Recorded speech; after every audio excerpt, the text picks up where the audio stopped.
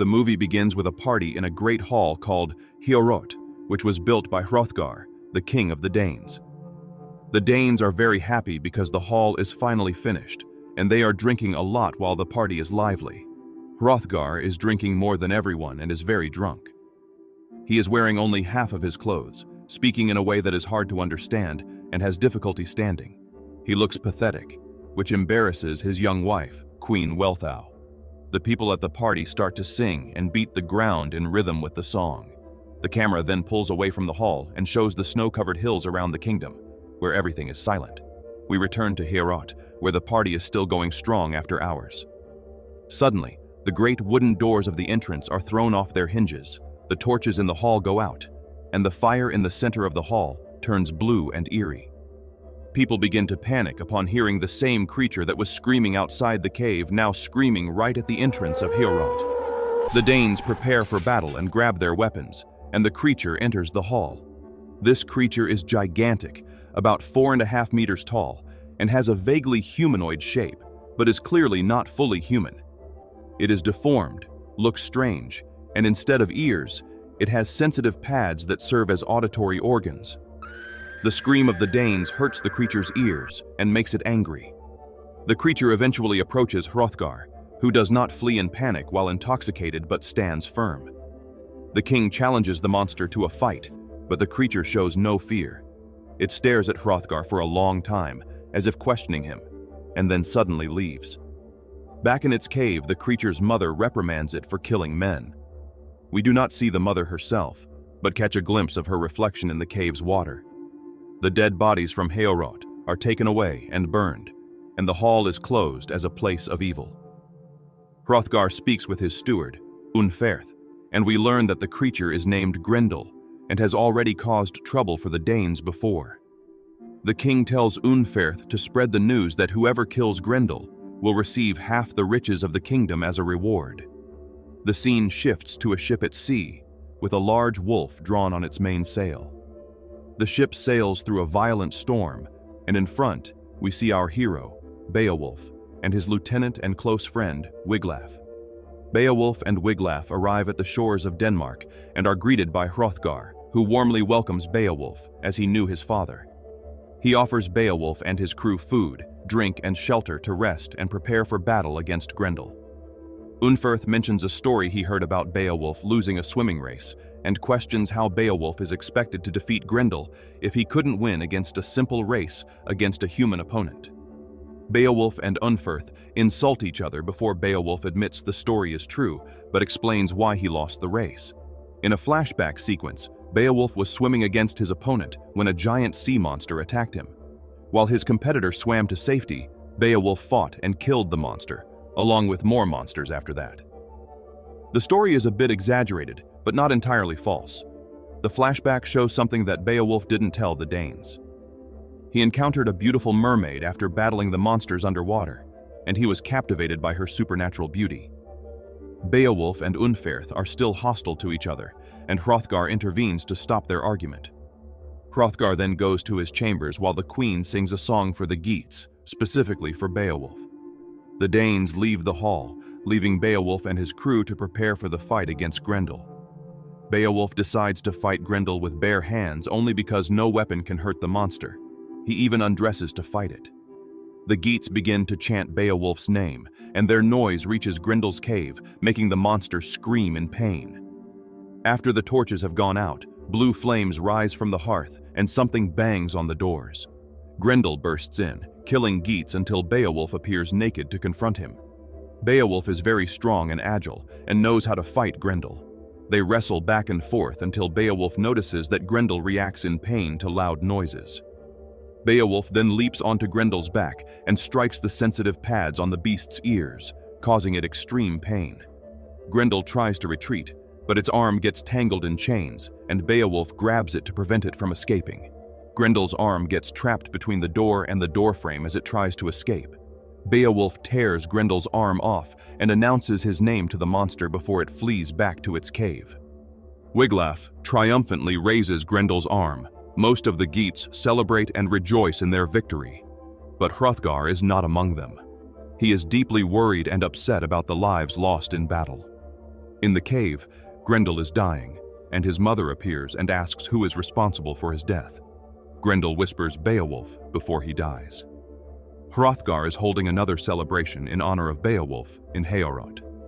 The king rewards Beowulf with a golden horn, which is the symbol of the Danish kingdom. Despite the festivities, Wiglaf is still upset and goes to the beach to prepare the ship for departure the next day. From the perspective of Grendel's mother, she flies to the hall and tries to identify which man is Beowulf. She chooses the biggest and strongest man and appears to him in a dream as Wealhtheow, asking Beowulf to give her a child. Beowulf realizes that he is dreaming and wakes up just as Wealhtheow's face transforms into a demonic figure. When he looks around the hall, he sees that all his men have been killed and their bodies are hanging from the rafters. Later, as rumors spread that Grendel may not truly be dead, Hrothgar reveals that the Geats were massacred by Grendel's mother. The king seems to have much knowledge about her, but when asked about Grendel's father, he hesitates to answer. Unferth gives Beowulf his family's sword to help him defeat Grendel's mother. Beowulf and Wiglaf set out on a mission to the cave to avenge their fallen men by killing Grendel's mother. Beowulf insists on going alone, armed with the golden horn and Unferth's sword.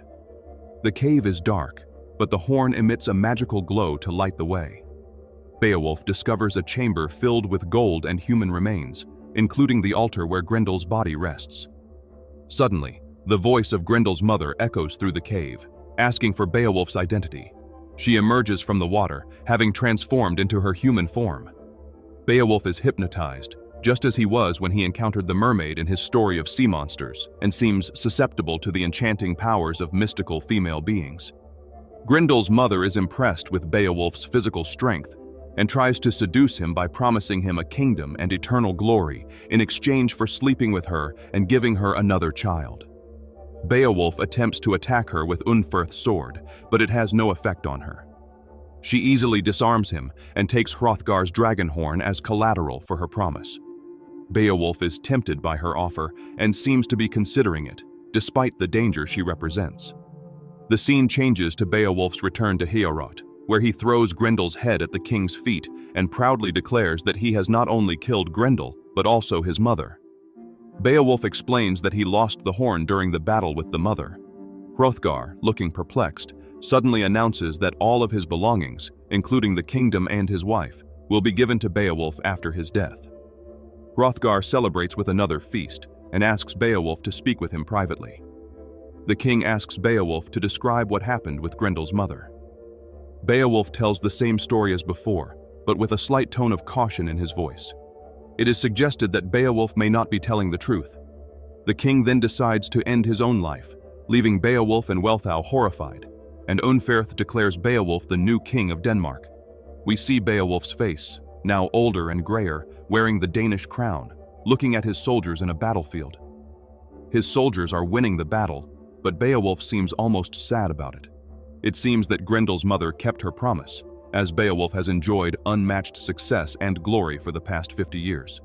But Beowulf feels that his accomplishments are all meaningless and dishonorable, gained through a sinful relationship with a monster rather than his skills and merits.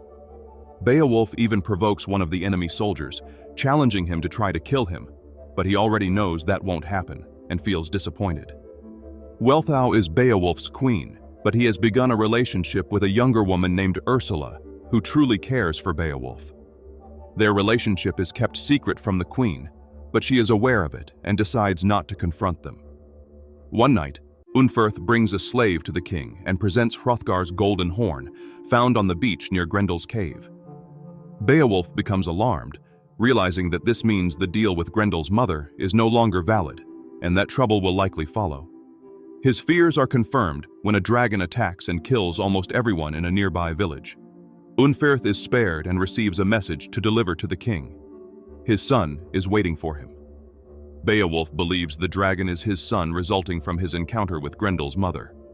He prepares to fight the dragon and has an emotional moment with Wealhtheow, where they confess their love for each other despite past events. Beowulf and Wiglaf then gear up and head toward the cave. Again, Beowulf insists on going alone. He hears a male voice trying to decide whether to kill the queen or Ursula.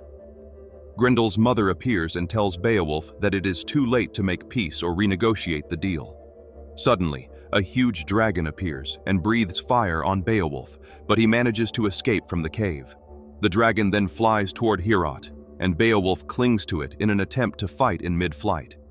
Beowulf eventually wraps a chain around the dragon's neck, and they fall into the ocean. Beowulf grabs an old anchor and shoves it into the dragon's jaw just as it was about to resurface. Beowulf cannot stop the dragon, which begins to attack the perimeter of the castle with fire. Coincidentally, Wealhtheow and Ursula are talking on the castle wall when the dragon approaches and targets them. The dragon burns the two exits, leaving the women trapped with nowhere to hide. Beowulf was hanging from a chain in front of the dragon's neck. Beowulf attacked the red spot and discovered it was the dragon's throat, which led to its heart. Unfortunately, Beowulf could not reach the heart no matter how many times he tried. The dragon was about to burn the women, so Beowulf cut off most of his arm to free himself from the chain. He lost his arm, but the separation of his arm from his body allowed him to reach the heart and rip it out, saving the women. He and the dragon fell from the sky and rolled down the castle slopes. Wiglaf arrived in time to rescue the women. At the mountain's base, Beowulf and the dragon lay still on the beach, with the tide washing over them. Beowulf, barely conscious, witnessed the dragon transform into a human figure, resembling a younger version of himself, covered by Grendel's mother's golden film. As the tide carried the body away, Wiglaf appeared, searching for the king. Beowulf was aware of his impending death and revealed to Wiglaf that he had arranged for him to be the new king.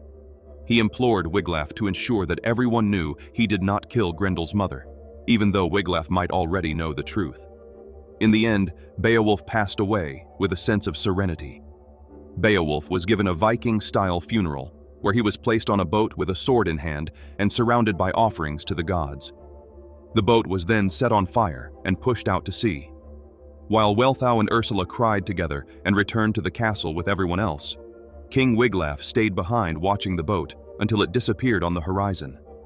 As he watched the ship consumed by flames, he saw Grendel's mother appear still human and naked, descend onto the boat, and give Beowulf a farewell kiss. She descended into the water, and the boat then collapsed and sank completely out of sight. Wiglaf seemed unconcerned with her sudden appearance. As Wiglaf and Grendel's mother stared at each other, it remains uncertain whether Wiglaf resisted her or surrendered, just as Hrothgar and Beowulf did, thereby restarting the cycle of the curse.